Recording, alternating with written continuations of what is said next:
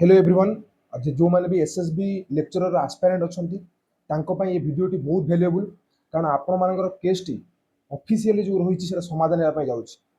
आपण मैंने पचारुवे जे मु केमिति जानिली कहीं आज आमर जो थिला हियरिंग सेटा जून मास 30 तारिख दिन को कौन होना हियरिंग डेट नि आज जो हियरिंग थिला से हियरिंग रे कौन हो डिटेल्सली मुझे एक्सप्लेन करी आ खुशी खबरटा कौन जोटा कि आपण मन गोटे आश्वासन दब एग्जाम केबे हबार चांसेस अच्छी आ केबे हेबो सेटा मु आपण मन को संपूर्ण भाव में माने A to Z and to the point सब एक्सप्लेन करी निश्चित भाव में वीडियो को शेष पर्यंत देखंतु। आउ जदि भल लगुच खुशी लगुच मो कथाटी भल न्यूज शुणी सारा तो निश्चित भाव में प्रत्येक एसएसबी लेक्चरर आस्पायरेंट को शेयर करेंगे। देखो प्रथम कथा आज जो हियरिंग थिला से जज साहब जो रही सी पचारि यूजीसी गाइडलाइन आ स्टेट भितर जो गाइडलाइन रही जहाँ भी स्टेट कही भितर कंट्राडिक्शन रही तार प्रत्युत्तर रखापी जाए आमर जो गवर्नमेंट एडवोकेट अच्छा विकास सार सी कौन कर आमर जो फेडराल स्ट्रक्चर रही कि स्टेट रो जो रूल्स एंड रेगुलेशन रही आगामी डेट जो रही जून मास 30 तारिख आमर जो भैकेशन डेट रही से भैकेशन डेट रे कौन करेंगे आर्ग्यू करेंगे आईटा को से जून मास 30 तारिख रे ही शेष करेंगे बोली कही आपण को व्यक्तिगत भाव में मु आउ गोटे कथा कहि मु पर्सनाली विकास सर सहित वर्तमान कथा उठिली कथा ही सारा पर सी मते गोटे कथा अवगत कराइले जे जून मास 30 तारिख दिन ही केस को से संपूर्ण भाव में डिस्पोजाल करने कि सल्व करने ट्राए कर से दिन हो मैंने भावतु जो वकिल गवर्नमेंट वकिल से एडवोकेट जी अच्छा आमर विकास सार जी से केस को लड़ुंट सी कहते से दिन ही या कौन करेंगे शेष करदे बोली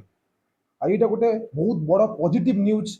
आमपाई से वीडियो को समस्त शेयर करते किंतु ता पूर्व मुझे गोटे कथा कही रखी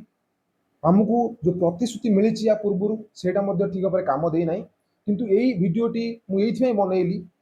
ये इनफर्मेशन आपण को मिल नए आम केस अति शीघ्र समाधान होगा जाऊँगी विकास सार कथा को ये भरोसा करुच्ची कारण सी जो ऑफिशियली जड़े गवर्नमेंट एडवोकेट सी के आमको फॉल्स आश्योरेंस देवे ना व्यक्तिगत भाव में मुझे कथा सी मत कहले कि जून मास 30 तारिख रे केस समाधान होगा जाऊँगी किंतु से यहीटा ग्यारंटी दे पारे ना जे से case T net PhD support रे हेबो कि नॉन नेट पिलांक सपोर्ट रे हेबो किंतु केस टी संपूर्ण भाव में समाधान हेबो जून मास 30 तारिख दिन यहाँ आपण मानक मन रखा पड़े ता पूर्व मु कहबी जो पिला माने वर्तमान पीजी करूछंती कि पीजी आगामी वर्ष पास आउट करेंगे कि जो मैंने पीजी सारी सारी सबू पिला सांगे नियंतु गोटे जून मास 30 तारिख पूर्व गोटे बहुत बड़ प्रोटेस्ट आयोजन करूँ गोटे भल लीडर को धरतु जार कौन पॉलिटिकल एंगेज नथिबो कौन राजनीति दल जी आसी नथिबो जी केवल स्टूडेंट कथा शुणुव जी कौन करुव समस्त को लेकिन चलुव से पिला गोटे बाछंतु ताकू धरिकी मिनिमम आपण मैंने लोअर पीएमजी रे 500 रु ऊर्ध्व पिला आसिकी निजर गोटे शांतिपूर्ण भाव में गोटे प्रोटेस्ट करंतु जो थे सरकार को जनातु जे ये जो जून मास 30 तारिख अच्छी निश्चिंत भाव में सेटा ये केसटा रफा दफा होबार अच्छी केस समाधान हेले ही आगु को प्रोसेसटा बढ़ी पार आउ मु जहाँ व्यक्तिगत भाव में तथ्य पाइली से निश्चित भाव में आपको शेयर कली आज समय आसी जे को माने अप्लाई करिसेंती को माने अप्लाई करि नाहंती जे एसएसबी लेक्चरर केस आगु कौन हम सेटा को न भाविकी आपण माने एकजुट हुंतु निज काम करंतु आपण माने भाबुथिबे मु तो समाधान कथा कहली से समाधान है कि विकास सार कहले कि जून मास 30 तारिख हो देखु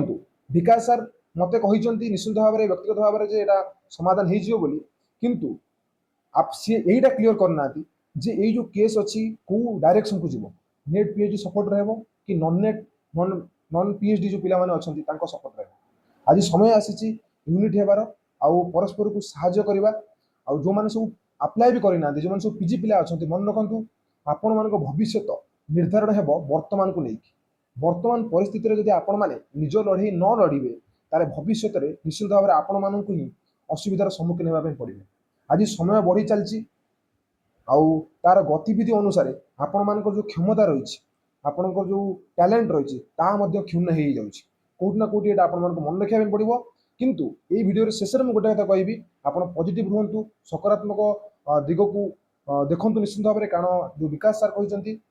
जून मास 30 तारिख दिन आमर केस समाधान होगा जाऊँगी ये वीडियो को अत्यधिक मात्रा में प्रत्येक एसएसबी लेक्चरर आस्पायरेंट को शेयर करूँ जनातु जे आमर जो केस अच्छी निश्चित भाव में समाधान हो आपणकर अपेक्षार अंत होगा जाऊँगी धन्यवाद। वंदे उत्कल जननी।